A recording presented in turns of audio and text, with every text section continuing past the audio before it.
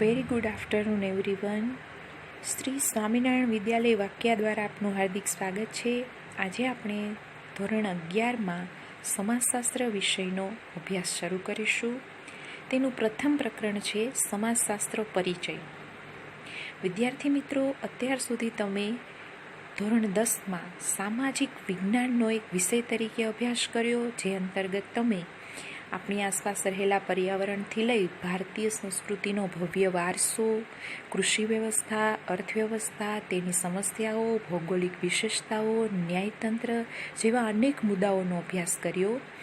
વિદ્યાર્થીઓ, સામાજિક વિજ્ઞાનમાં અનેક વિજ્ઞાનોનો સમાવેશ થાય છે. સમાજશાસ્ત્ર જેમાંનું એક વિજ્ઞાન છે, પરંતુ તે પ્રથમ આપણે વિજ્ઞાનના કયા બે ભાગ પડે છે તે સમજવું ખૂબ જરૂરી છે.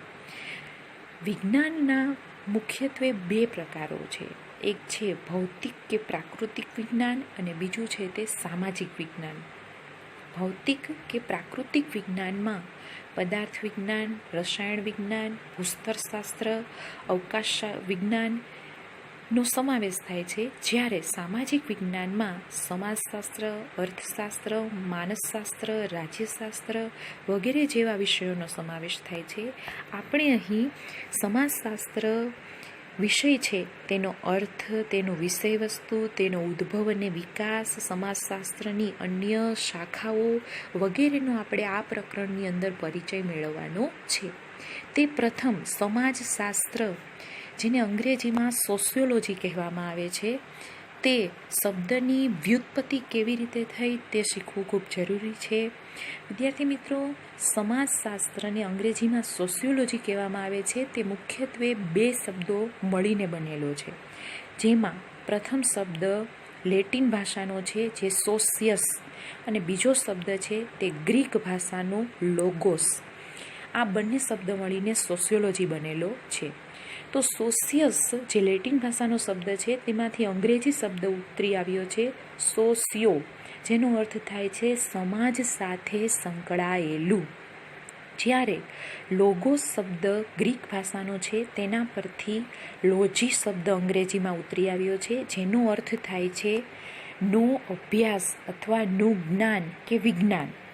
આમ વ્યુત્પત્તિની દ્રષ્ટિએ એમ કહી શકાય કે સમાજશાસ્ત્ર એટલે સમાજ સાથે સંબંધિત હકીકતોનું વૈજ્ઞાનિક અધ્યયન. એક સામાજિક વિજ્ઞાન તરીકે સમાજશાસ્ત્રના અભ્યાસનું કેન્દ્રબિંદુ માનવીનું સમાજ જીવન છે. તે માનવીના સામાજિક સંબંધોના તાણાવાણાને સમજવા અને સમજાવવાનો પ્રયત્ન કરે છે. એટલે જ સમાજશાસ્ત્રી મેકાઇવર અને પેજ છે, તેમણે સમાજશાસ્ત્રના વિષય વસ્તુ તરીકે સામાજિક સંબંધો અને સામાજિક સંબંધોનું ગુંફન છે એ મુખ્ય છે તેવું કીધેલું છે. ત્યાર પછી આપણે સમજીએ વિદ્યાર્થી મિત્રો કે સમાજશાસ્ત્ર છે તેની વ્યાખ્યા શું થાય છે. જુદા જુદા સમાજશાસ્ત્રીઓએ સમાજશાસ્ત્ર વિષયની વ્યાખ્યા કરી છે. તેમાંથી આપણે સૌપ્રથમ કિમ્બોલ યંગ નામના સમાજશાસ્ત્રીએ સમાજશાસ્ત્રની વ્યાખ્યા કરેલી છે, જેમાં એમણે કીધું છે કે સમાજશાસ્ત્ર સમૂહમાં માનવીના વર્તનનો અભ્યાસ કરે છે. એટલે કે માનવીઓ જ્યારે કોઈ પણ જગ્યાએ સમૂહમાં ભેગા થતા હોય, દાખલા તરીકે આપણે કોઈ લગ્ન પ્રસંગે જઈએ કે વિદ્યાર્થીઓ શાળામાં આવે ત્યારે એક સમૂહ ક્રિએટ થાય છે, ત્યારે વ્યક્તિનું વર્તન કેવું છે એનો અભ્યાસ સમાજશાસ્ત્ર કરે છે. ત્યાર પછી સમાજશાસ્ત્રી યંગ અને મેક છે, તેમણે સમાજશાસ્ત્રની વ્યાખ્યા આપતા કહેલું છે કે સમાજશાસ્ત્ર માનવ જીવનના સામાજિક પાસાઓનો વૈજ્ઞાનિક રીતે અભ્યાસ કરે છે. એટલે કે કોઈ પણ વિષય છે એમાં જ્યારે પદ્ધતિસર રીતે કોઈ પણ સંશોધન કરવામાં આવે અથવા તો એનો અભ્યાસ કરવામાં આવે તો એ વિષયની વિશ્વસનીયતા વધી જાય છે. એટલે અહીંયા વૈજ્ઞાનિક શબ્દ ઉમેરી અને સમાજશાસ્ત્ર છે એને અન્ય વિજ્ઞાનોની સાથે જોડવાનો પ્રયત્ન કરેલો છે. ત્યાર પછી અન્ય ઘણા સમાજશાસ્ત્રીઓએ પણ વ્યાખ્યા આપી છે. એમાં H.M. જોન્સનના મતે સમાજશાસ્ત્ર છે એ સામાજિક જૂથો, તેના આંતરિક સ્વરૂપો અથવા સંસ્થાના વિવિધ પ્રકારો, તેને ટકાવી રાખનારી અને પરિવર્તન લાવતી પ્રક્રિયાઓ અને જૂથો વચ્ચેના સંબંધોનો અભ્યાસ કરે છે તેવું કીધું છે. એમણે અહીંયા સમાજશાસ્ત્ર છે એના વિષય વસ્તુને વધારે વિસ્તૃત રીતે સમજવાનો પ્રયત્ન કર્યો છે. ત્યાર પછી ભારતના એક સમાજશાસ્ત્રી વિદ્યુત જોશી એમણે એમના પારિભાષિક કોષમાં સમાજશાસ્ત્રનો અર્થ સમજાવતા કહ્યું છે કે સમાજશાસ્ત્ર માનવીય સામાજિક વ્યવહારોનો વૈજ્ઞાનિક અભ્યાસ કરે છે. વ્યક્તિગત અને સામૂહિક આંતરક્રિયાઓની પ્રક્રિયાઓ, સામાજિક સમૂહ કે સંગઠનના સ્વરૂપો, પ્રકારો, પારસ્પરિક સંબંધો તથા વ્યક્તિગત વ્યવહારો પર સામૂહિક વ્યવહારોની અસરોનો અભ્યાસ કરે છે. જેમાં એમણે કીધું છે કે ભાઈ વ્યક્તિ એકલો અટુલો હોય ત્યારે નહીં, પરંતુ એ સમૂહમાં હોય ત્યારે એનું વર્તન કેવા પ્રકારનું છે એ સમાજશાસ્ત્રનું અભ્યાસનું કેન્દ્રબિંદુ છે એમ કહી શકાય. હવે આપણે સમાજશાસ્ત્રના ઉદ્ભવ પૂર્વે વ્યક્ત થયેલું સમાજ અંગેનું ચિંતન એનો અભ્યાસ કરીશું. એનો મતલબ એમ છે કે સમાજશાસ્ત્ર એક વિષય તરીકે નહોતો, તે પહેલાં શું સમાજ વિશે વિચારવામાં જ નહોતું આવતું એવું નથી, પરંતુ તે પહેલાં પણ ઘણા બધા વિદ્વાનોએ સમાજ વિશે વિચાર્યું હતું. સમાજશાસ્ત્ર તો હજુ પોણા 200 વર્ષથી જ શરૂ થયેલો વિષય છે. તો એ પહેલાં પણ સમાજ વિશે ઘણા બધા તત્વચિંતકો છે, એમણે પોતાનું જ્ઞાન છે એ વ્યક્ત કર્યું છે. તો એમાંના જ જુદા જુદા તત્વચિંતકો વિશે આપણે સમજીએ કે ગ્રીક ચિંતક પ્લેટો અને એરિસ્ટોટલ એમણે પણ પોતાના લખાણોની અંદર સમાજ વિશે લખ્યું છે. અને આ બંને વિદ્વાનોના મત મુજબ સમાજ એક સુગ્રથિત વ્યવસ્થા છે અને તે સામાજિક અસમાનતા અને શ્રમ વિભાજન પર આધારિત છે એવું એમણે તે સમયે કહેલું છે. ત્યાર પછી 14મી સદીમાં ઇબ્ન ખાલ્દુન નામના એક વિદ્વાને આરબ જગતની રખડુ ટોળીઓ અને સ્થાયી ટોળીઓનો તુલનાત્મક રીતે અભ્યાસ કર્યો હતો અને એના આધારે એમણે માનવ ઇતિહાસને ઉત્ક્રાંતિની પ્રક્રિયા તરીકે ઓળખાવ્યો છે. સામાજિક પરિવર્તનનો ખ્યાલ એના આધારે જ રજૂ કરવામાં આવ્યો છે. એટલે અહીંયા વિદ્યાર્થી મિત્રો તમને વારંવાર પ્રશ્ન પૂછાય છે કે ઇબ્ન ખાલ્દુને કયો અભ્યાસ કર્યો હતો, અથવા તો આરબ જગતની રખડુ ટોળીઓ અને સ્થાયી ટોળીઓનો અભ્યાસ કોણે કર્યો હતો? તો એ બાબત ખાસ ધ્યાને રાખજો. આ ઉપરાંત થોમસ હોબ્સ, જોન લોક, વિકો, મોન્ટેસ્ક્યુ, રૂસો, સેન્ટ સિમોન જેવા વિદ્વાનોએ પણ માનવ સમાજ અને સામાજિક વ્યવસ્થા અંગે પોતાના વિચારો વ્યક્ત કર્યા હતા. એટલે કે વિદ્યાર્થી મિત્રો જે તે સમયે એટલે કે આજથી પોણા 200 વર્ષ પહેલાં મોટાભાગે તત્વજ્ઞાન અથવા તો ફિલોસોફી સાથે જ બધા સામાજિક વિજ્ઞાનો જોડાયેલા હતા, પરંતુ ધીમે ધીમે દરેક વિજ્ઞાન છે એણે પોતાના વિષય વસ્તુને વધારે સ્પેસિફાઈ કરી અને એક અલગ વિષય તરીકે ઉતરી આવ્યા છે. ત્યાર પછી આપણે જે નવો ટોપિક સમજવાનો છે એનું નામ છે સમાજશાસ્ત્રનો ઉદ્ભવ. એટલે કે સમાજશાસ્ત્રનો એક વિષય તરીકે ઉદ્ભવ કેવી રીતે થયો? તો પ્લેટોથી લઈ સેન્ટ સિમોન સુધીના અનેક વિચારકોએ સમાજ અંગેનું જે ચિંતન રજૂ કર્યું હતું, પરંતુ એક સામાજિક વિજ્ઞાન તરીકે સમાજશાસ્ત્રનો ઉદ્ભવ છે એ 19મી સદીમાં પશ્ચિમ યુરોપમાં થયો. 18મીથી 19મી સદીમાં પશ્ચિમ યુરોપમાં અનેક ઝડપી પરિવર્તનો આવ્યા, જેવા કે નવજાગૃતિ, ઇંગ્લેન્ડમાં થયેલી ઔદ્યોગિક ક્રાંતિ અને ફ્રાન્સની રાજ્ય ક્રાંતિ જેવા અનેક પરિબળો છે એણે સમાજશાસ્ત્રના ઉદ્ભવના બીજ રોપ્યા. ઔદ્યોગિક ક્રાંતિના કારણે નવા નવા ઉદ્યોગો સ્થપાયા અને શ્રમજીવી વર્ગના શોષણની સમસ્યા ઊભી થઈ. ફ્રાન્સમાં લુઈ રાજાઓની અન્યાયી શાસન વ્યવસ્થાના કારણે સમાજમાં એક અવ્યવસ્થાની સ્થિતિ ઊભી થઈ. ફ્રાન્સમાં લુઈ રાજાઓની અન્યાયી શાસન વ્યવસ્થા છે એને ઉખાડી પાડવાનો લોકોએ પ્રયત્ન કર્યો. વળી નવી નવી વૈજ્ઞાનિક શોધખોળોના પરિણામે જુદા જુદા રાષ્ટ્રો એકબીજાના વધારે સંપર્કમાં આવ્યા અને પરિસ્થિતિ છે એને વૈજ્ઞાનિક દ્રષ્ટિબિંદુથી કે વસ્તુલક્ષી રીતે એનો અભ્યાસ કરવા બાબત વધારે વિચારણા કરવામાં આવી. ફ્રાન્સના વિદ્વાન અને દાર્શનિક એવા ઓગસ્ટ કોન્તે સૌપ્રથમ વૈજ્ઞાનિક દ્રષ્ટિબિંદુથી સમાજને વસ્તુલક્ષી રીતે સમજવાનો પ્રયત્ન કર્યો. કુદરતી ઘટનાઓની જેમ સમાજમાં બનતી વિવિધ ઘટનાઓને પણ વૈજ્ઞાનિક રીતે અભ્યાસ થાય એવા એમણે પ્રયાસો કર્યા અને તેમને લાગ્યું કે આ અભ્યાસો છે એ વધારે વૈજ્ઞાનિક રીતે થવા જોઈએ. તેથી તેમણે 1830થી 1842 દરમિયાન 6 ભાગમાં લખેલી પોતાની બુક પોઝિટિવ ફિલોસોફી નામની એક બુક શ્રેણી અથવા તો ગ્રંથ શ્રેણીમાં કોન્તે પોતાના સમાજ અંગેના વૈજ્ઞાનિક અભ્યાસો અંગે વિવિધ સિદ્ધાંતો રજૂ કર્યા છે. અને સમાજ અંગેના તેમના આ વૈજ્ઞાનિક અભ્યાસોને કોન્તે સૌ પ્રથમ સામાજિક ભૌતિક શાસ્ત્ર એવું નામ આપ્યું, એટલે કે સોશિયલ ફિઝિક્સ એવું નામ એને આપવામાં આવ્યું. પરંતુ થોડા સમય પછી એટલે કે 1839માં એમને એમ લાગ્યું કે આ નામ છે એ આ વિષય માટે બંધ બેસતું નથી, એટલે એમણે એને નવું નામ આપ્યું અને ઓગસ્ટ કોન્તે ત્યાર પછી એને સોશિયોલોજી અથવા સમાજશાસ્ત્ર એવું નામ આપ્યું. જેથી જ આપણે ઓગસ્ટ કોન્તને સમાજશાસ્ત્રના પિતા તરીકે ઓળખાવીએ છીએ. ઓગસ્ટ કોન્તથી શરૂ થયેલી સમાજશાસ્ત્ર વિષયના જ્ઞાનની પરંપરાઓમાં આગળ જુદા જુદા સમાજશાસ્ત્રીઓ જોડાતા ગયા, જેમાં ઇમાનુએલ દુર્ખીમ, ઇંગ્લેન્ડમાં જ્હોન સ્ટુઅર્ટ મિલ અને હર્બર્ટ સ્પેન્સર, જર્મનીમાં કાર્લ માર્ક્સ અને વેબરના અભ્યાસો છે એ આ બાબતમાં વધુ ને વધુ આગળ ચાલતા ગયા. આરંભના સમયમાં આ સૌ સમાજશાસ્ત્રીઓએ આપેલા અનન્ય પ્રદાનના કારણે જ આપણે તેમને પ્રશિષ્ટ સમાજશાસ્ત્રીઓ તરીકે ઓળખીએ છીએ. સમાજશાસ્ત્રનો વિકાસ આવી રીતે વધુ ને વધુ આગળ વધતો ગયો અને તેમાં જુદા જુદા મુદ્દાઓ છે એ ઉમેરાતા ગયા.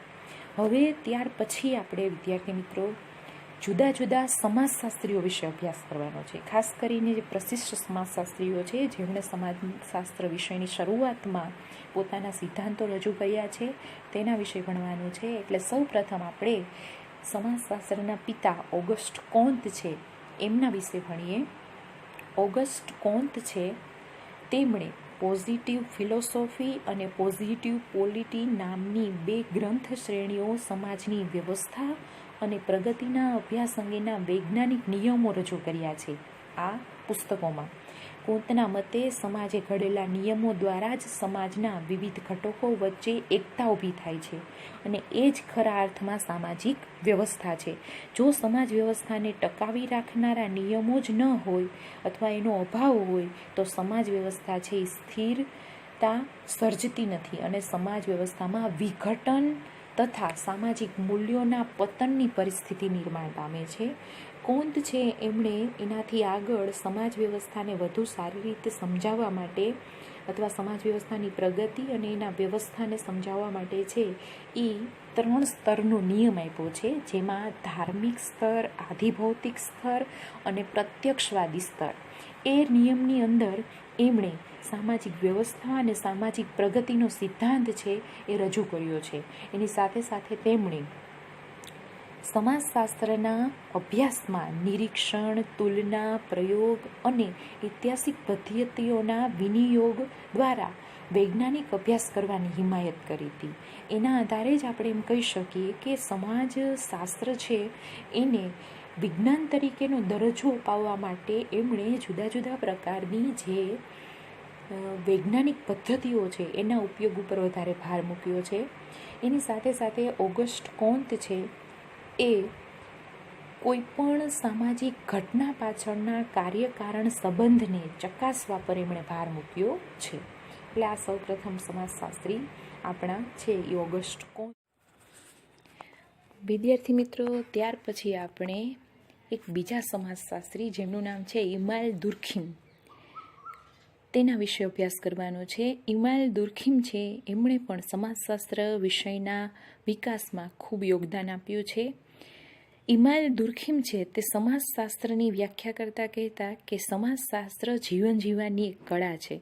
તેઓ કહેતા કે સમાજશાસ્ત્ર છે એ કોઈ અગોચર વિશ્વનો નહીં પરંતુ સામાજિક સમૂહોનો અભ્યાસ કરે છે અથવા તો વ્યક્તિના સમૂહ સાથેના સંબંધો છે એમના અભ્યાસ ઉપર એમણે ભાર મૂક્યો છે અને તેના આધારે જ તેમણે સામાજિક તથ્યો ના અભ્યાસ ઉપર ભાર મૂક્યો છે. તેઓ કહેતા કે સામાજિક તથ્યો છે એ વ્યક્તિની બહાર રહેલા છે અને વ્યક્તિને અમુક રીતે જ વર્તન કરવા માટેની ફરજ પાડે છે.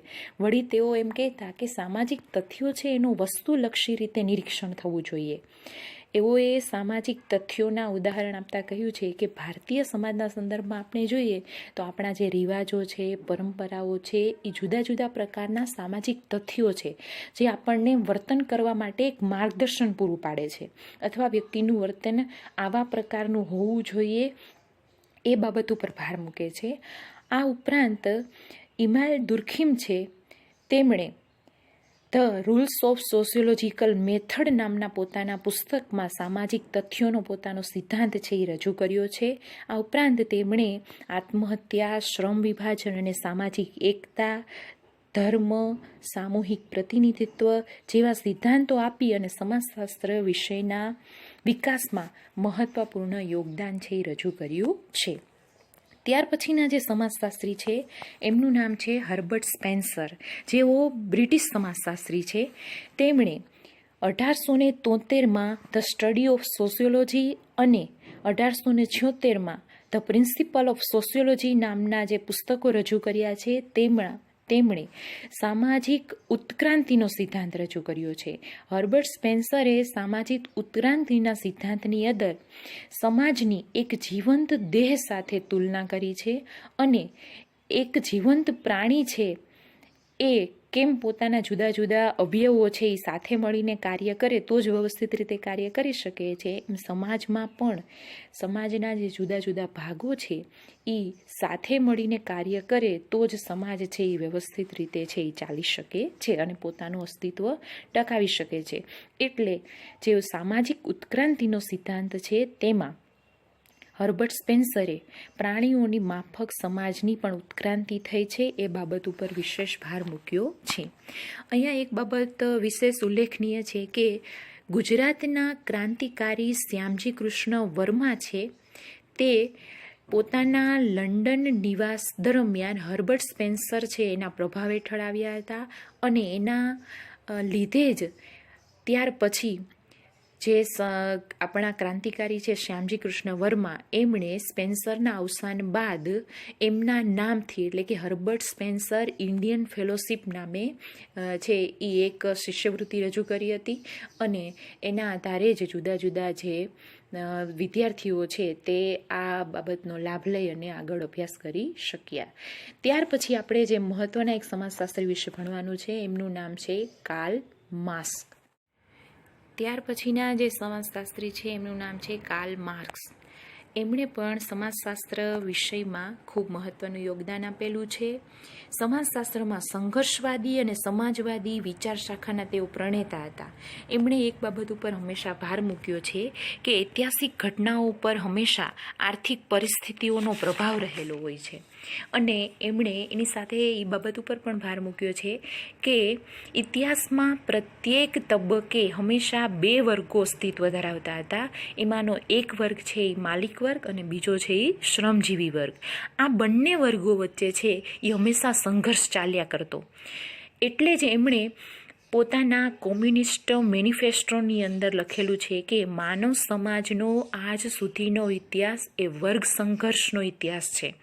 કાર્લ માર્ક્સે વિશ્વભરના શ્રમજીવીઓને એકઠા થઈ અને મૂડીવાદી સમાજ વ્યવસ્થા છે એને દૂર કરી તેની જગ્યાએ વર્ગવિહીન સમાજ વ્યવસ્થા છે એ સ્થાપવા આગ્રહ કર્યો હતો. તેમનું દાસ કેપિટલ નામનું જે પુસ્તક છે એ આજે પણ ખૂબ લોકપ્રિય છે. કાર્લ માર્ક્સ એક એવા સમાજશાસ્ત્રી છે જેમના વિચારો માત્ર અર્થવ્યવસ્થા અને રાજ્ય વ્યવસ્થા, તત્વજ્ઞાન વગેરે દરેક વિષયોમાં મહત્વના છે. એટલે કાર્લ માર્ક્સ છે એ અર્થશાસ્ત્રી તરીકે પણ એટલા જ ફેમસ છે. ત્યાર પછી આપણે નવા એક સમાજશાસ્ત્રી વિશે ભણવાનું છે જેમનું નામ છે મેક્સ વેબર. મેક્સ વેબર છે તેઓ જર્મનીના સમાજશાસ્ત્રી છે. સમાજશાસ્ત્રનું મુખ્ય અભ્યાસ વસ્તુ સામાજિક ક્રિયા છે એવું એમણે કહેલું છે. સમાજશાસ્ત્રને વિજ્ઞાન તરીકે દરજ્જો અપાવવામાં એમનો ખૂબ નિર્ણાયક ભૂમિકા ભજવેલી છે. સમાજશાસ્ત્રને સામાજિક ક્રિયાની અર્થપૂર્ણ સમજ આપતા શાસ્ત્ર તરીકે તેઓ ઓળખાવે છે. આ ઉપરાંત એમણે આદર્શ પ્રકાર પદ્ધતિ સામાજિક સંશોધનમાં વિશેષ ઉપયોગી છે તેવું પુરવાર કર્યું છે. તેની સાથે સાથે તેમણે વિશ્વના જુદા જુદા ધર્મોનો તુલનાત્મક અભ્યાસ કરી અને પ્રોટેસ્ટન્ટ ધર્મની આચારસંહિતા અને મૂડીવાદના વિકાસ અંગેનો અભ્યાસ રજૂ કર્યો છે. આ ઉપરાંત તેમણે સત્તા, નોકરશાહી જેવા સિદ્ધાંતો પણ રજૂ કર્યા છે અને સમાજશાસ્ત્ર વિકાસમાં પોતાનું યોગદાન છે એ રજૂ કર્યું છે. ત્યાર પછી આપણે છે એ હવે નવો જે ટોપિક ભણવાનો છે એનું નામ છે સમાજશાસ્ત્રના અભ્યાસનો પ્રારંભ. એટલે કે સમાજશાસ્ત્ર વિષય છે એનું અધ્યાપન કાર્ય છે એ ક્યારે શરૂ થયું. તો સૌપ્રથમ આપણે વિશ્વ લેવલે એનું અધ્યાપન ક્યારે શરૂ થયું એના વિશે ભણીએ. તો કે ફ્રાન્સમાં ઓગસ્ટ કોન્ત દ્વારા રોપાયેલા સમાજશાસ્ત્ર રૂપી બીજ ધીમે ધીમે એક વટવૃક્ષ બની ગયા અને અમેરિકા અને ઇંગ્લેન્ડમાં તેનો ખૂબ જ ઝડપથી વિકાસ થયો. સૌ પ્રથમ 1876માં અમેરિકાના યેલ વિશ્વવિદ્યાલયમાં વિલિયમ ગ્રેહામ સમનરના પ્રયત્નથી સમાજશાસ્ત્ર વિષયનું અધ્યાપન અને અધ્યયન કાર્ય છે એ શરૂ કરવામાં આવ્યું. આ તમને એક માર્કના પ્રશ્ન તરીકે પૂછાય છે કે સૌ પ્રથમ વિશ્વમાં ક્યાં સમાજશાસ્ત્ર વિષય છે એનો અભ્યાસ શરૂ થયો. ત્યાર પછી 1890માં યુનિવર્સિટી ઓફ કેન્સાસની અંદર પણ સમાજશાસ્ત્રના તત્વો નામે એક શીર્ષક સાથે છે સમાજશાસ્ત્રનું અભ્યાસક્રમ શરૂ કરવામાં આવ્યો. ત્યાર પછી યુરોપમાં 1895માં યુનિવર્સિટી ઓફ બોર્ડેસ્કમાં અને જર્મનીમાં ઇમાલ દુર્ખીમના પ્રયત્નથી પણ સમાજશાસ્ત્ર વિષય છે એનું અધ્યાપન કાર્ય છે એ શરૂ કરવામાં આવેલું છે. ત્યાર પછી વિદ્યાર્થી મિત્રો આપણે ભારતમાં સમાજશાસ્ત્રનો વિકાસ કેવી રીતે થયો તેના વિશે ભણવાનું છે. તો ઈસવીસન 1914માં સૌપ્રથમ મુંબઈ વિશ્વવિદ્યાલયમાં અનુસ્નાતક કક્ષાએ સમાજશાસ્ત્રનું અધ્યાપન કાર્ય શરૂ થયું. તેમાં બ્રિટનના જાણીતા સમાજશાસ્ત્રી અને નગર નિયોજક એવા પેટ્રિક ગિડન્સનો ફાળો ખૂબ મહત્વનો છે. તેઓ તે સમયે આ વિભાગના અધ્યક્ષ રહ્યા હતા. ત્યાર પછી ઈસવીસન 1924માં ભારતના જાણીતા સમાજશાસ્ત્રી ગોવિંદ સદાશિવ ઘુરીએ આ વિભાગના અધ્યક્ષ બન્યા અને તેમણે આ વિકાસ યાત્રાને આગળ વધારી. ઈસવીસન 1952માં સ્થપાયેલ ઇન્ડિયન સોશિયોલોજીકલ સોસાયટીના તેઓ પ્રણેતા હતા. સોશિયોલોજીકલ બુલેટિનના તેઓ સંપાદક રહી ચૂક્યા છે અને તેમણે ભારતમાં સમાજશાસ્ત્રના વિકાસ માટે ઘણી બધી નવી કેળીઓ કંડારી છે.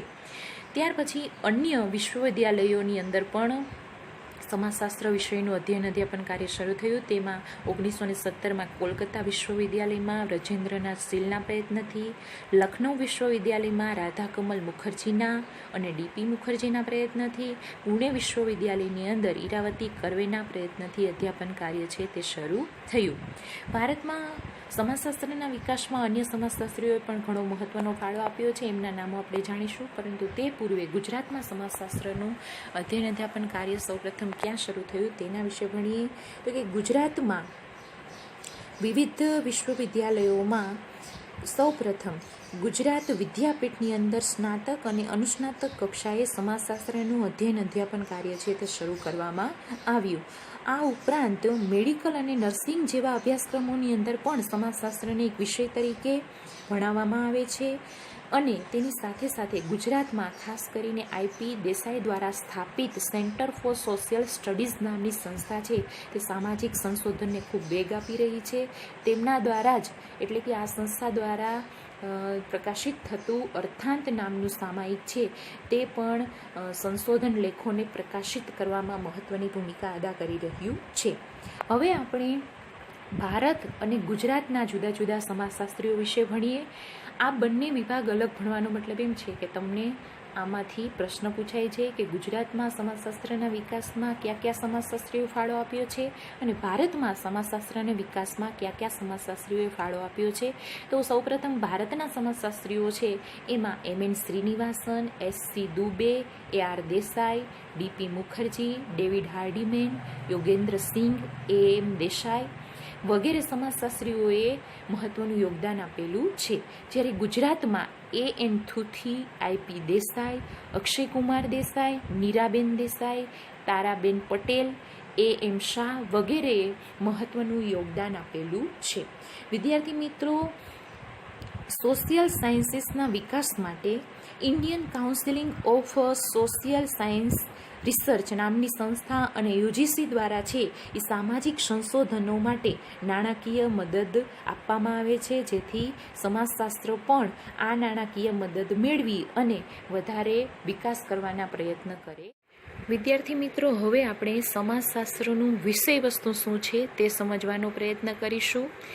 તો કે કોઈ પણ વિષય છે તેનું વિષય વસ્તુ એટલે કે એનું ક્ષેત્ર, એટલે કે કોઈ પણ વિષય છે એના અભ્યાસ ક્ષેત્રની ચોક્કસ હદ અને સીમા છે એમાં નક્કી કરવામાં આવે છે. તો કે સમાજશાસ્ત્રનું વિષય વસ્તુ છે એ કેવા પ્રકારનું છે એ આપણને વધારે વિસ્તૃત રીતે છે એ એલેક્સ ઇક્લિસ નામના વિદ્વાન દ્વારા છે એ રજૂ કરવામાં આવ્યું છે.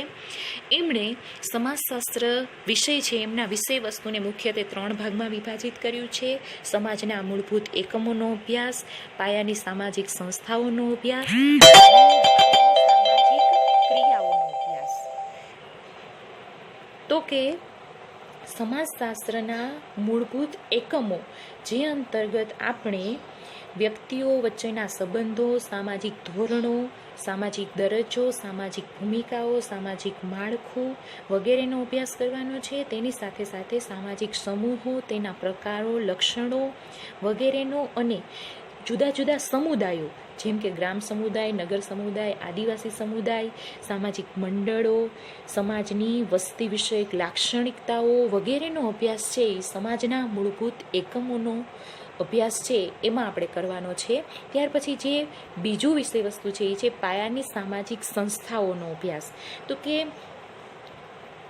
સમાજશાસ્ત્ર છે એની અંદર કુટુંબ અને સગાઈ સંબંધો, આર્થિક સંસ્થાઓ, રાજકીય સંસ્થાઓ, કાનૂની સંસ્થાઓ અને ધાર્મિક સંસ્થાઓ છે એનો અભ્યાસ છે એ કરવામાં આવે છે. તેની સાથે સાથે ભારતમાં જ ખૂબ વિશિષ્ટ પ્રકારની એક સંસ્થા એટલે કે જ્ઞાતિ વ્યવસ્થા છે એનો અભ્યાસ અહીંયા રજૂ કરવામાં આવે છે. આ ઉપરાંત શિક્ષણ સંસ્થા છે એનો અભ્યાસ પણ અહીંયા રજૂ કરવામાં આવે છે. ત્યાર પછી છે એ પાયાની સામાજિક ક્રિયાઓ એનો અભ્યાસ પણ સમાજશાસ્ત્રની અંદર કરવામાં આવે છે. એમાં સહકાર, સ્પર્ધા, સંઘર્ષ, અનુકૂલન, આત્મસાતીકરણ વગેરે જેવી પ્રક્રિયાઓ, સમાજના સભ્યો સાથે સમાજના માન્ય વર્તનો અને ધોરણો શીખવાની સામાજિકરણની પ્રક્રિયા વગેરેનો અભ્યાસ છે એ કરવામાં આવે છે. તેની સાથે સાથે સામાજિક વિચલન અને સામાજિક નિયંત્રણની પ્રક્રિયાનો પણ અહીંયા અભ્યાસ છે એ કરવામાં. હવે આપણે આ ટોપિકની અંદર સમાજશાસ્ત્રનો અન્ય વિજ્ઞાનો સાથેનો સંબંધ છે તે સમજવાનો છે. તો સૌપ્રથમ આપણે છે એ સમાજશાસ્ત્રનો માનવશાસ્ત્ર સાથે કેવો સંબંધ રહેલો છે તે સમજીએ.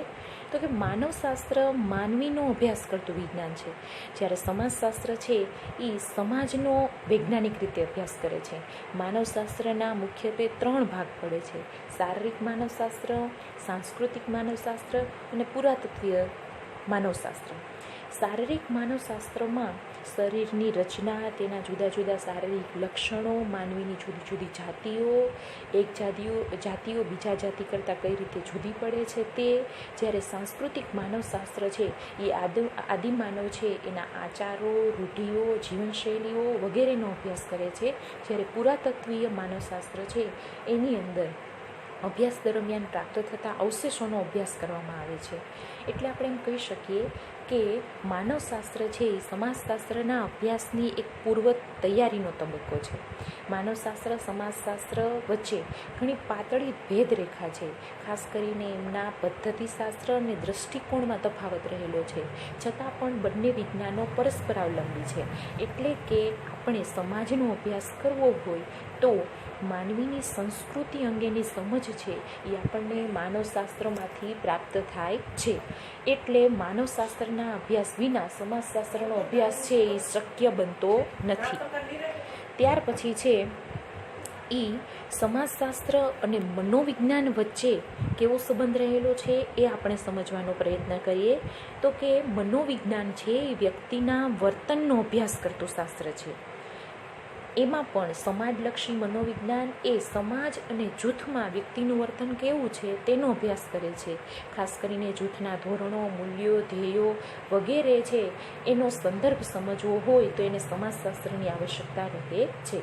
સમાજશાસ્ત્ર સમાજનો અભ્યાસ કરે છે. તેમાં તે જુદા જુદા જૂથો છે એની રચના કેવી રીતે થાય છે, જુદા જુદા જૂથો વચ્ચે પારસ્પરિક સંબંધો કેવા છે, તેમાં પરિવર્તન કેવી રીતે આવે છે, એ બધું સમાજશાસ્ત્રનો વિષય વસ્તુ છે. મનોવિજ્ઞાન વ્યક્તિના વર્તનનો અભ્યાસ કરે છે. તેમાં વ્યક્તિ છે તેના શારીરિક, માનસિક, વ્યક્તિગત અનુભવોનું સંયુક્ત અસર દ્વારા ઘડાયેલું વર્તન કેવું છે તેનો અભ્યાસ છે એ મનોવિજ્ઞાનની અંદર કરવામાં આવે છે. એટલે મનોવિજ્ઞાન અને સમાજશાસ્ત્ર પરસ્પર સંબંધ ધરાવે છે. બંને વિજ્ઞાનો એકબીજા સાથે માહિતીની આપ-લે પણ કરે છે.